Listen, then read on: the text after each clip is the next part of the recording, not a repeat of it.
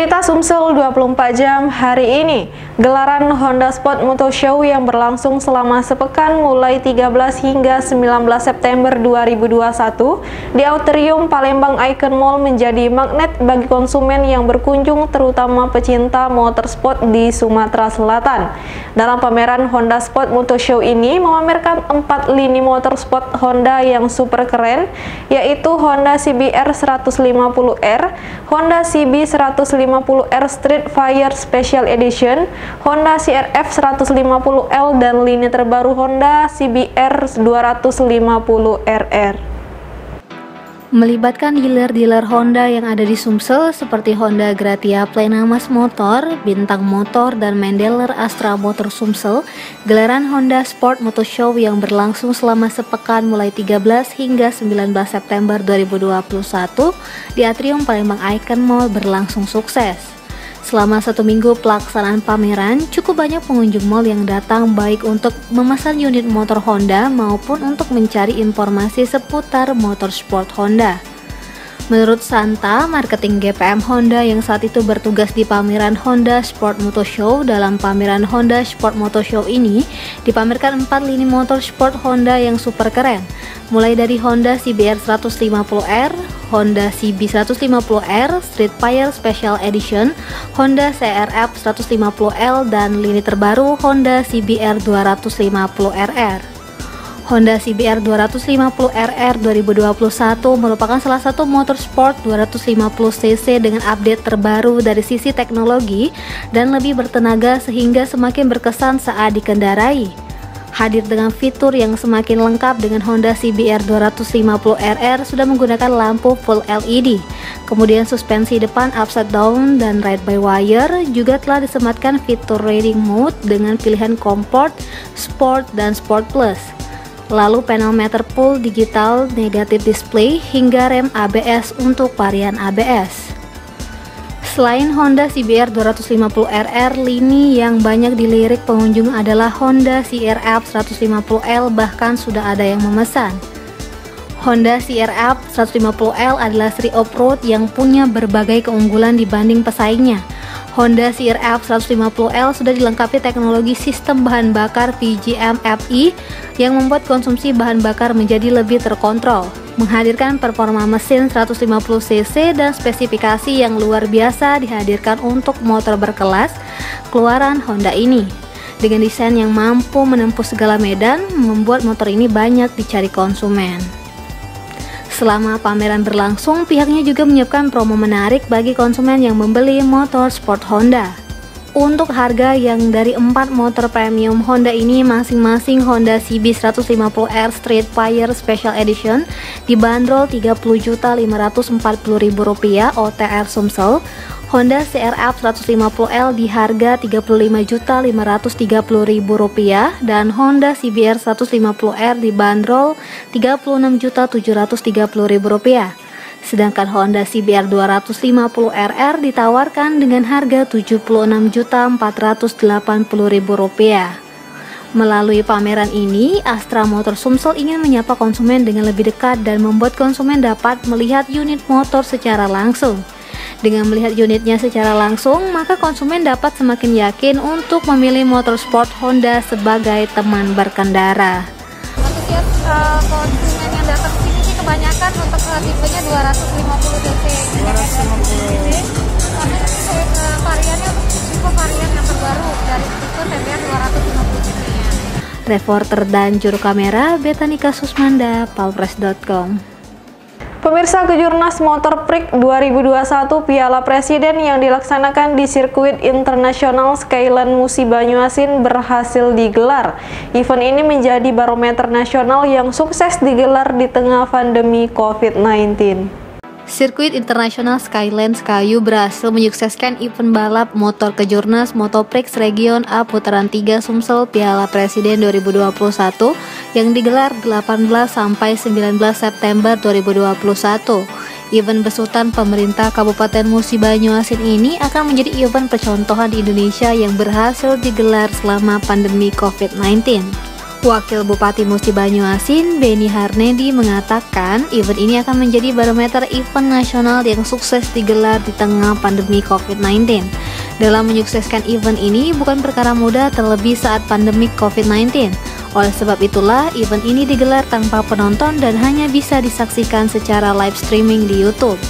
Beni berharap pasca event Motoflex ini dapat kembali menggelorakan event olahraga di Moba. Alhamdulillah hari ini hari kedua dari penyelenggaraan Kejurnas di mana Musi Banyuasin sebagai tuan rumah sirkuit internasional Skyline kita, dan ini penting bahwa sejauh ini berjalan dengan baik, terutama pada poin protokol kesehatan, karena ini yang menjadi kekhawatiran, ya, penonton yang tidak tertib, kira-kira begitu, atau diserbu penonton dan seterusnya. Kita semua tidak tertib sehingga ada kesan, misalnya kita tidak mematuhi protokol kesehatan. Itu mungkin saya ingin menyampaikan poin yang pentingnya itu hari ini kita dengan bangga mengatakan bahwa penyelenggaraan Kejurnas ini di sirkuit Skyline ini so far everything dalam keadaan kondusif dan baik.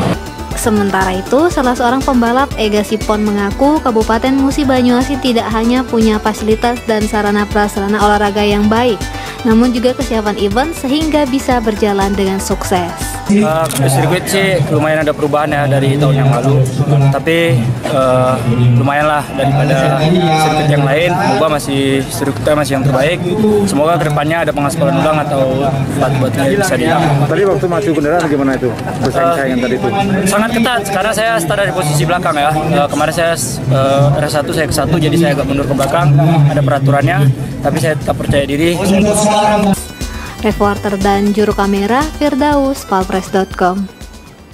Aksi pembunuhan terhadap Terbia warga desa Sri Banding, Kecamatan Pemulutan Barat diyakini dilakukan oleh orang yang ahli. Hal itu terlihat dari luka irisan menganga pada bagian leher yang hampir menyebabkan leher korban putus. Penemuan jasad perempuan bernama Tarbiah, warga desa Sri Banding, Kecamatan Pemulutan Barat, Ogan Ilir, Jumat lalu, membuat warga heboh. Pasalnya perempuan malang itu ditemukan dengan kondisi leher nyaris putus. Kasus pembunuhan sadis tersebut mendapat atensi dari pihak kepolisian.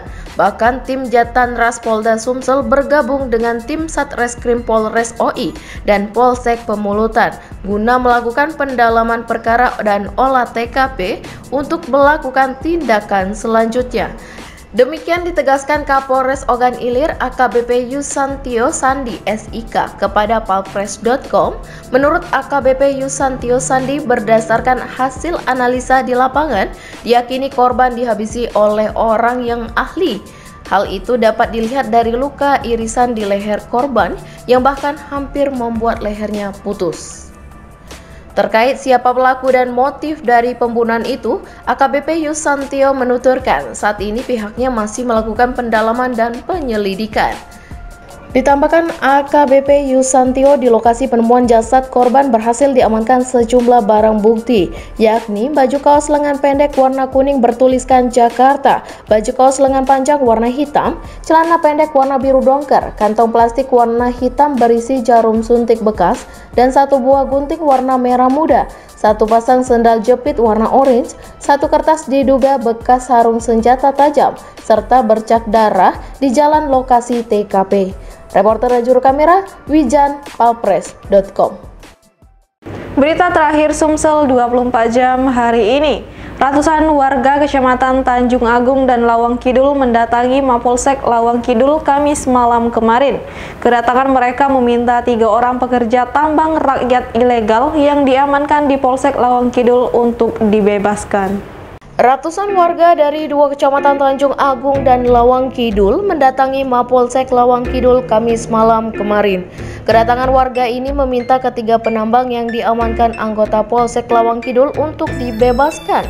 Ketiga penambang yang diamankan tersebut yakni Suterson bekerja di tambang batubara ilegal milik Haji Rohimin, Darno bekerja di tambang batubara ilegal milik Yus, dan Cepi bekerja di tambang batubara ilegal milik Julius.